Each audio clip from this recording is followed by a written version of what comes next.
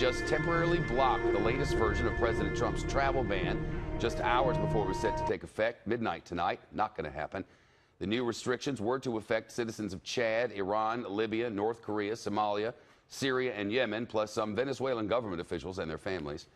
Hawaii urges the updated ban, or I should say argues that the updated ban simply continues President Trump's, quote, promise to exclude Muslims from the United States, unquote. Other courts are also hearing challenges to the policy. Hawaiian judge blocks latest version of Trump's travel ban. A federal judge in Hawaii has blocked President Trump's revised travel ban, just hours before it was expected to go into effect across the United States.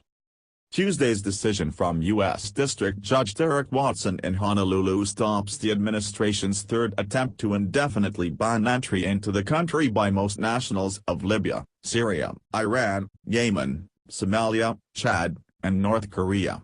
The ban would also prevent some Venezuelan government officials and their families. Today's dangerously flawed district court order undercuts the president's efforts to keep the American people safe and enforce minimum security standards for entry into the United States, the White House said in a statement. The Department of Justice will vigorously defend the president's lawful action.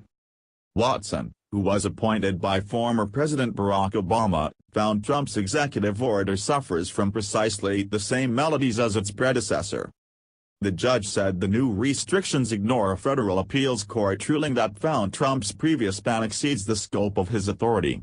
The latest version plainly discriminates based on nationality in the manner that the Ninth Circuit has found antithetical to the founding principles of this nation, Watson wrote.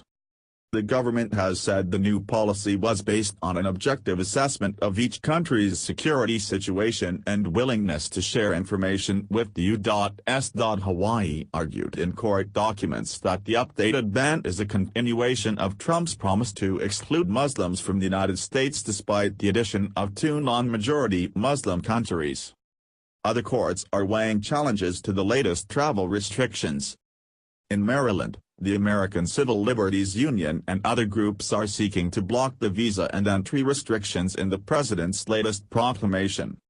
Washington State, Massachusetts, California, Oregon, New York and Maryland have challenged the policy before U.S. District Judge James Robart in Seattle, who struck down Trump's initial ban in January. That policy led to chaos and confusion at airports nationwide and triggered several lawsuits, including one from Hawaii. When Trump revised the ban, State Attorney General Doug Chin changed the lawsuit to challenge that version. In March, Watson agreed with Hawaii that it amounted to discrimination based on nationality and religion. A subsequent U.S. Supreme Court ruling allowed the administration to partially reinstate that 90-day ban on visitors from Iran, Libya, Somalia, Sudan, Syria and Yemen and a 120-day ban on all refugees. But it said the policy didn't apply to refugees and travelers with a bona fide relationship with a person or entity in the U.S. Hawaii then successfully challenged the federal government's definition of which family members would be allowed into the country. Watson ordered the government not to enforce the ban on close relatives such as grandparents, grandchildren, uncles and aunts. The judge's order Tuesday prevents acting Homeland Security Secretary Elaine Duke and Secretary of State Rex Tillerson from implementing the latest travel ban. Watson said he would set an expedited hearing to determine whether the temporary restraining order should be extended. The Associated Press contributed to this report.